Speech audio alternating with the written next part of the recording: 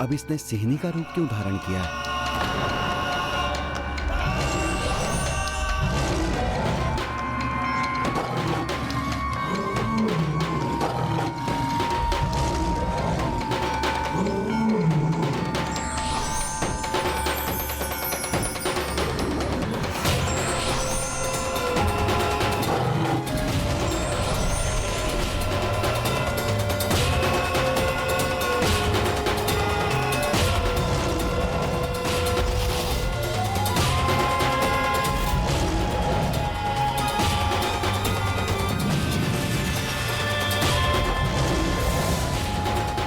मेरे पुत्र, सिंह का मुख है तुम्हारा, इसीलिए तुम्हारा नाम होगा सिंहमुखन और ये तुम्हारी सेना होगी।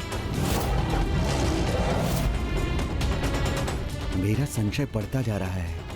ये इतने असाधारण पुत्र और उनकी सेनाओं को क्यों उत्पन्न कर रही है?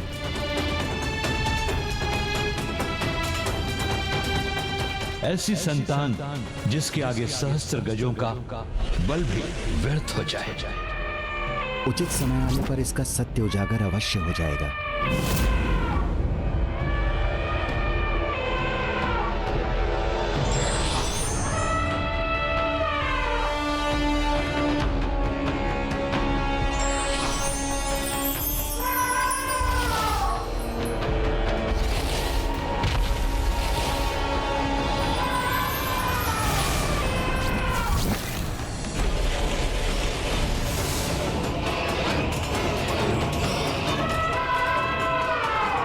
गज शीशधारी गजमुखन हो तुम पुत्र और ये तुम्हारी गज सेना।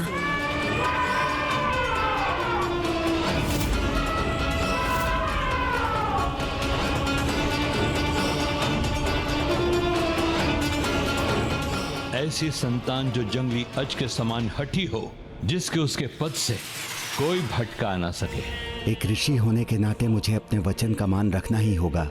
परिस्थिति चाहे जो भी हो, उचित समय आने पर इसका सत्य उजागर अवश्य हो जाएगा।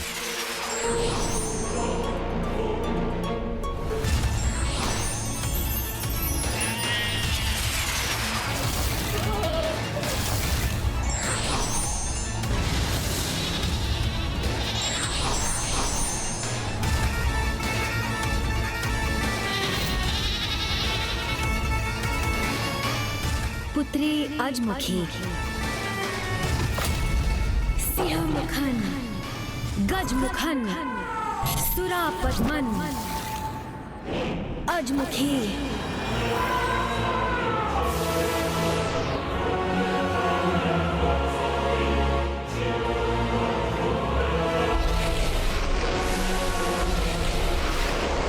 कोई अनिष्ट तो नहीं करना चाहती है ये? प्रणाम पिताश्री, प्रणाम माता। कल्याण हो पुत्रों, सदा विजयी भव। सदा विजयी भव।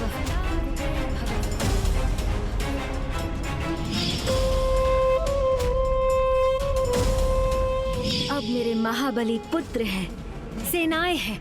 शीघ्र मैं देवताओं से प्रतिशोध लेने में सफल होंगी।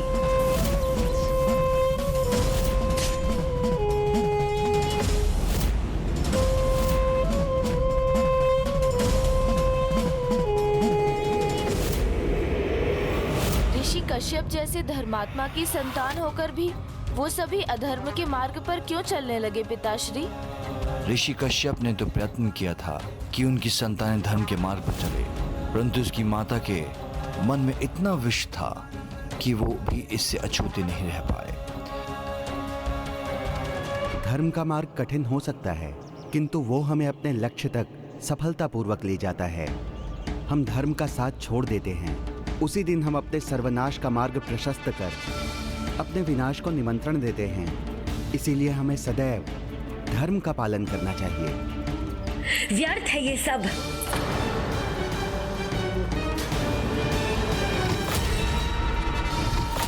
मेरी संतानों को धर्म नहीं, माया का ज्ञान चाहिए। माया ही इन्हें सफल बनाएगी, अनेक ब्रह्मांडों पर विजय दिलवाएगी।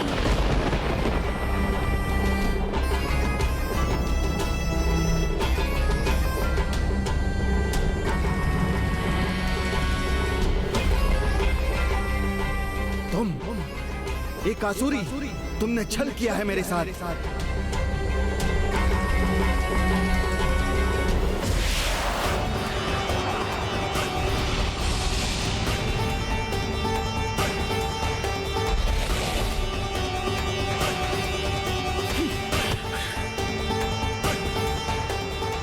तो ये सब इसकी माया थी।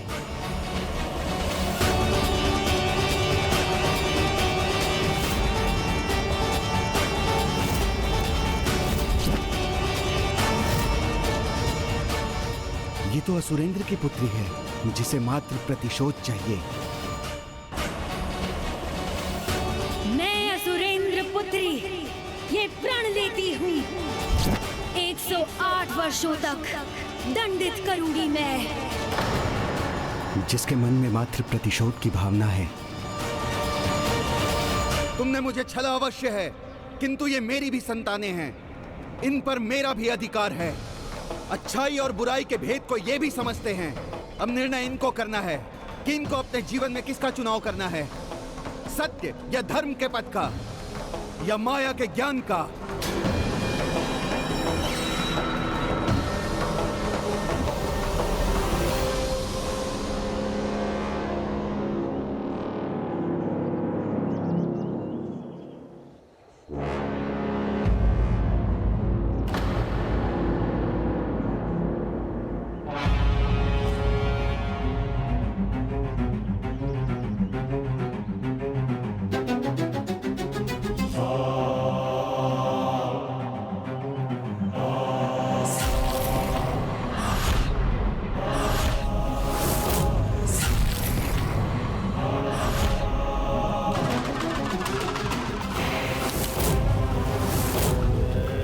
ऋषिवर, चुनाव स्पष्ट है।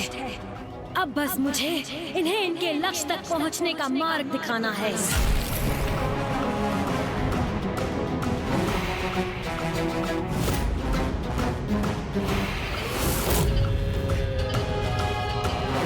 और यदि ये तुम्हारे बताए मार्ग पर चलेंगे तो इनका एकमात्र परिणाम होगा भयंकर सर्वनाश। अवश्य, दुष्ट देवताओं का सर्वनाश।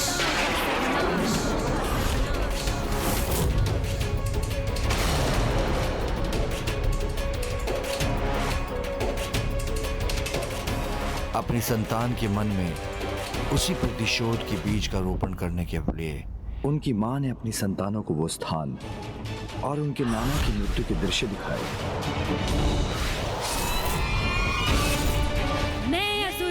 पुत्री सुरासई ये प्रण लेती हूँ। 108 वर्षों तक दंडित करूंगी मैं। 108 ब्रह्मांडों को रिक्त कर दूंगी तुम देवताओं से। आपका प्रण हम अवश्य पूर्ण करेंगे,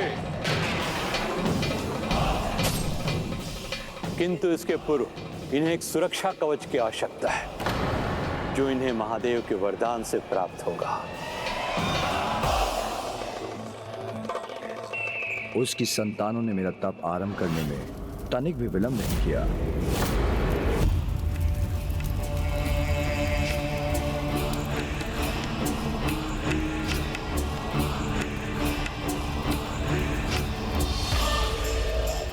कदाचित प्रभु महादेव विशेष आहुति से ही प्रसन्न होंगे।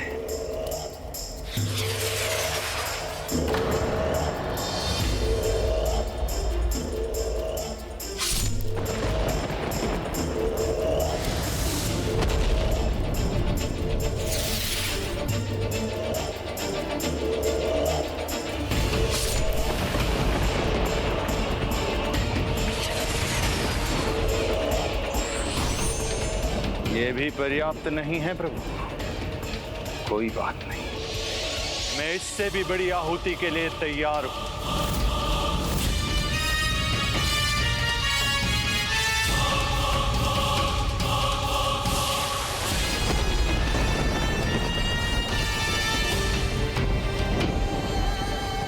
हमारे अग्रज के समान हम भी आहुति देंगे।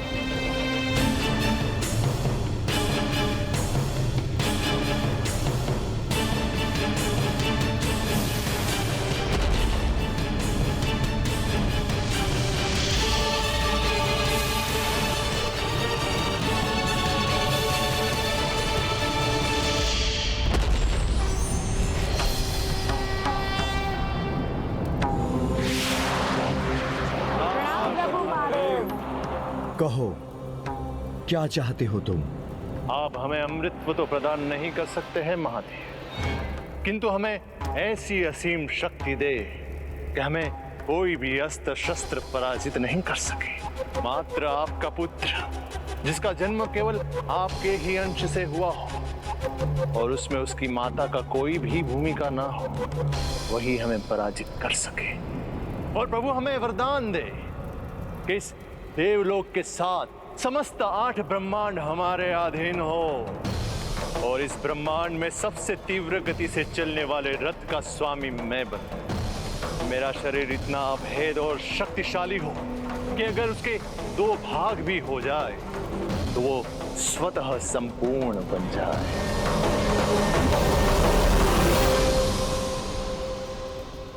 तथास्तु, तथास्तु, तथास्तु।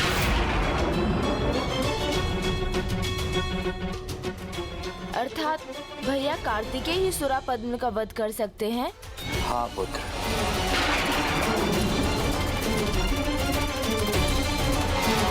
कथा के अनुसार सुरापद्मन का वध मात्र भैया कार्तिकेय के द्वारा ही हो सकता है।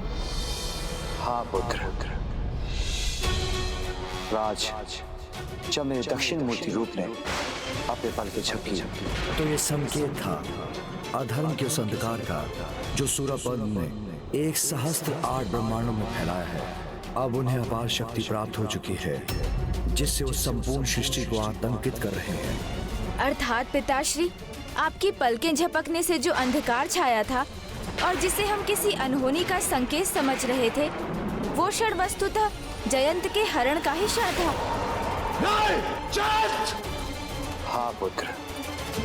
देवताओं को ये ज्ञात नहीं, जयंत के हरण से पूर्व ही देव शिल्पी विश्वकर्मा और यमराज का उनकी पुत्रियों के साथ हरण कर वो अपनी माता का दिया कार्य आरंभ कर चुके थे।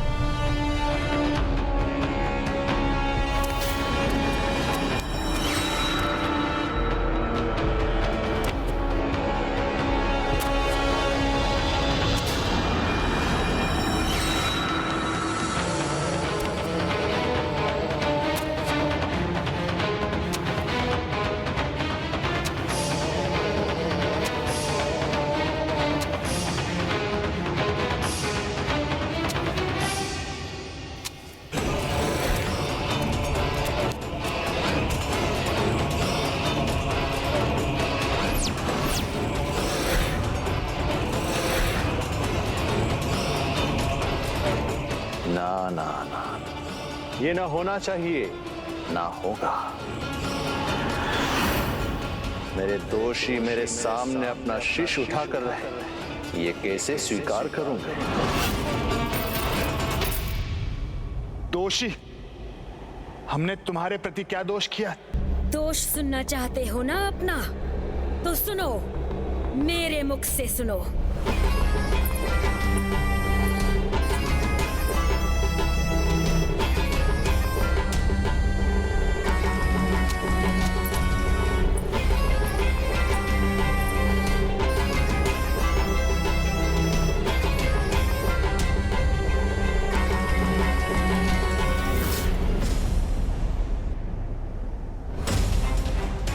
उठो मेरे आज्ञाकारी पुत्रों।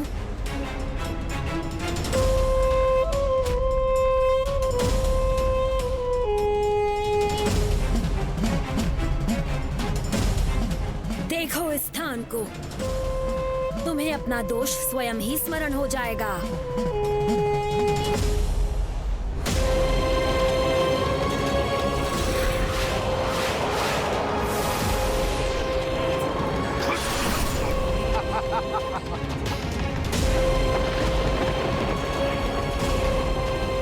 मेरे पिता का वध करने के पूर्व क्या कहा था तुम सबने? प्राण पखेरु का उड़ना तो अब निश्चित ही है। हमारा समय आ गया, तैयार हो जाओ असुर सम्राट, मृत्यु के पाश में बंधने के लिए। मृत्यु पाश न यमराज, उसमें तो तुम सब देवता बंधोगे।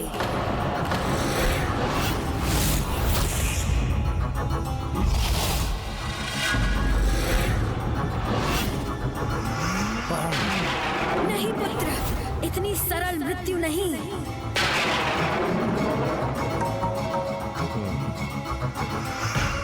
इतनी सरल मृत्यु तो अपनों को दी जाती है, शत्रुओं को नहीं। शत्रु को कष्ट देना सीखो पुत्र। एक ही वार के अंत से उसे कहाँ कष्ट होगा। विश्वकर्मा की पुत्री पद्म कोमल, तुम उससे विवाह करो सुरापद्मन। और सिंहमुखन, तुम यम की पुत्री विभुदाई से। किंतु इनके पिताओं को कारागार में रखकर ही प्रताड़ित करो। और तुम्हारे ससुर तो देव शिल्पी है ना सुरापद्मन, उनका लाभ उठाओ। कारागार और तुम्हारी नगरी का निर्माण उनसे ही करवाओ। अधीन है वो तुम्हारे। और मेरा पुत्र गजमुखन, वो क्यों रहे विवाह से वंचित? उसके लिए देवराज की पुत्री ही उपयुक्त है। ले आओ उसे भी। अर्थात मेरा पुत्र सुरापद्म का बंदी है और मेरी पुत्री देवसेना पर भी संकट छाया है।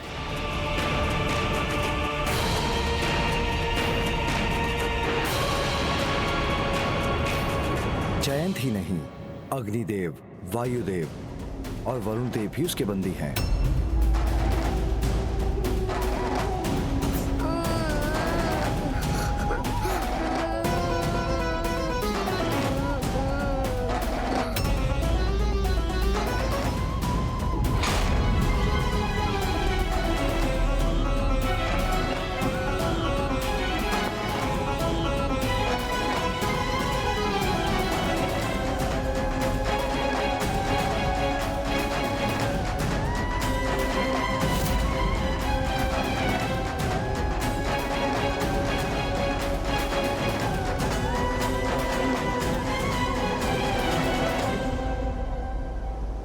जयंत, अग्निदेव, वायुदेव, वरुण देव भी इस दुष्ट असुर के बंदी हैं।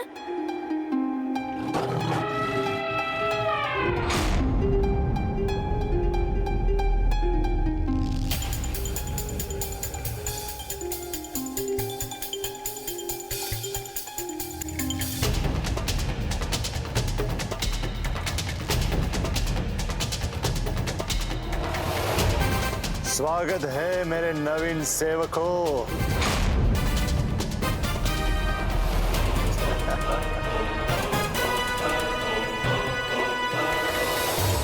तो क्या पुत्र कार्तिकेय को इन दुष्टों से अकेले ही युद्ध करना होगा? मैं अकेला कहाँ हूँ माँ? आप दोनों का आशीर्वाद है ना मेरे साथ। किंतु उसका अंत ऐसे नहीं होगा पुत्र। उसे उसके संपूर्ण वंश के साथ नष्ट करना होगा तुम्हें। इस युद्ध की तैयारी तुम्हें एक विशेष यात्रा से करनी होगी पुत्र, जिसका आरंभ मेरे ज्योतिर्लिंग केदारनाथ और उसके बाद अपनी माता की शक्तिपीठ मणिकर्णिका से होगा। एक ऐसी यात्रा जिससे तुम पंचभूतों को समझकर स्वयं की शक्ति को पहचान सको। तभी तुम्हें वास्तविक शक्ति और पाशुपतास्त्र प्राप्त होगा, जिससे तुम इस युद्ध में सफलता प्राप्त कर सकोगे। उनका वध मात्र पाशुपतास्त्र से ही संभव है पुत्र।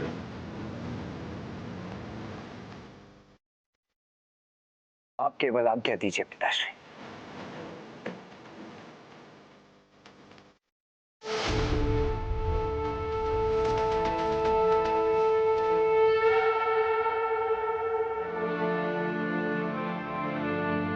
पुत्र, इस यात्रा में मेरा आशीष प्रत्यक्ष रूप में तुम्हारे साथ रहेगा।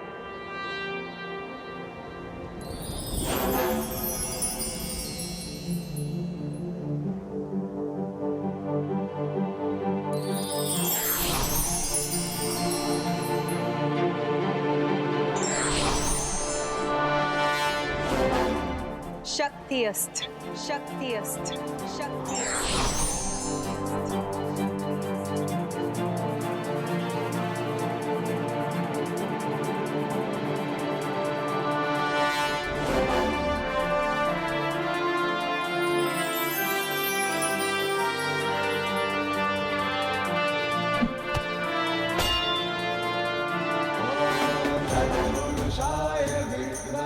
देव सेनापति कुमार कार्तिकेय की देव सेनापति कुमार कार्तिकेय की देव सेनापति कुमार कार्तिकेय की देव सेनापति कुमार कार्तिकेय की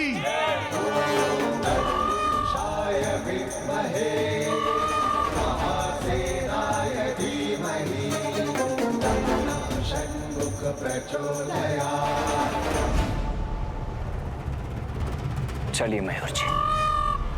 रुकिए भैया, मैं भी तैयार हूँ, चलिए। नहीं गणेश, तुम मेरे साथ नहीं चल सकते। किंतु क्यों भैया? मैं आपको इस संकट का सामना अकेले नहीं करने देना चाहता। यदि ऐसा है तो फिर अकेले ही सारी बात तुम स्वयं तक ही क्यों रखना चाहते हो गणेश?